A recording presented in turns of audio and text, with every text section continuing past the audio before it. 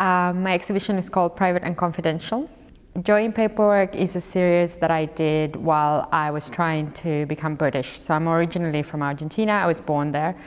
And after living in Europe for 14 years with a Latin American passport, I was kind of anxious to feel a little bit more settled, to be able to vote.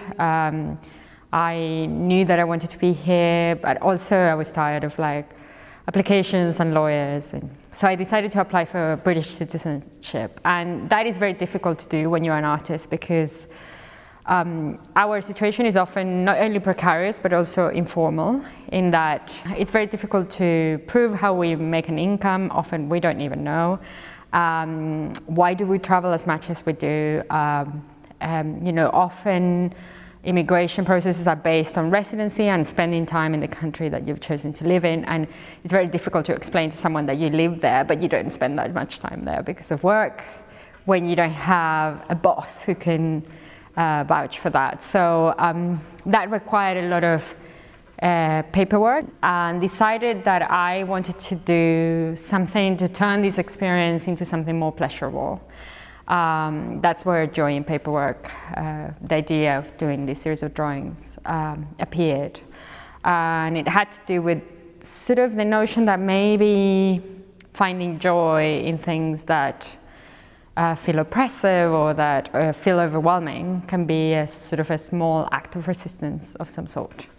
So what I started doing was I asked friends and family to send me stamps that are used in bureaucratic processes all over the world. So things that say taxes paid, delivered, private and confidential, and use them to make these drawings that started as a sort of, what I wanted to do originally was refer to the grid as this sort of organizing, rigid bureaucratic system, and then start to break through it. But then they very quickly sort of fell into figuration, and they started to become cacti or volcanoes.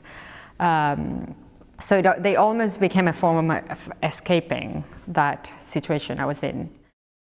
I came up with the idea of using the shredded paper waste from the gallery. So there is a lot of bureaucracy in creating an exhibition and in creating exhibitions and running an institution. So I wanted to use that as material for sculptures.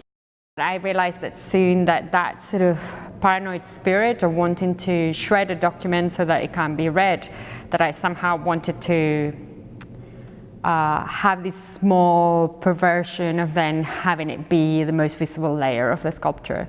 So that paper waste was sent from the gallery's offices to my studio, and then it was pulped and then mixed with glue, and then that is what forms the skin, let's say, of Private and Confidential, which is this series of sculptures, which starts sort of based on the shape of a human ear because of this idea of eavesdropping and listening into things that maybe you're not invited to. And then they become more and more abstract, so they also play with biomorphic, modern sculptures.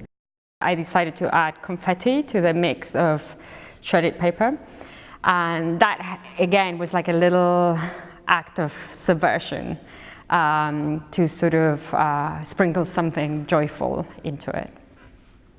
And then they cohabit in the space with these tables.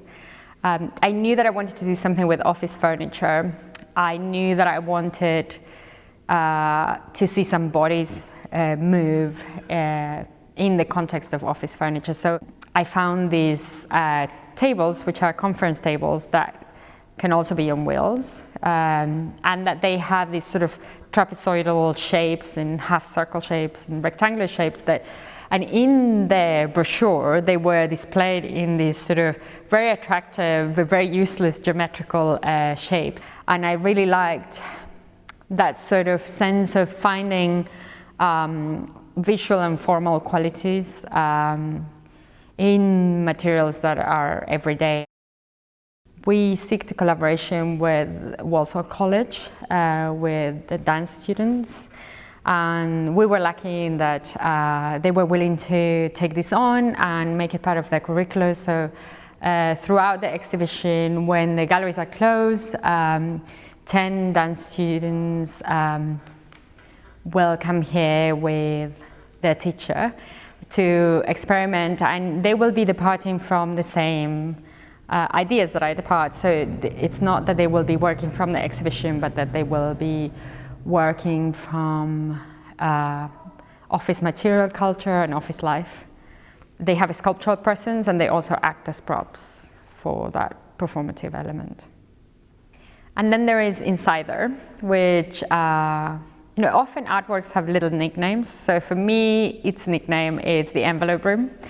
Basically, it's a room that's been wallpapered with patterns that come from envelopes. So often a white envelope will have a pattern inside that I often find quite interesting and beautiful and ornamental, but it's actually there so that to obliterate any possible reading of the letter while you're holding it against the light to know what's inside.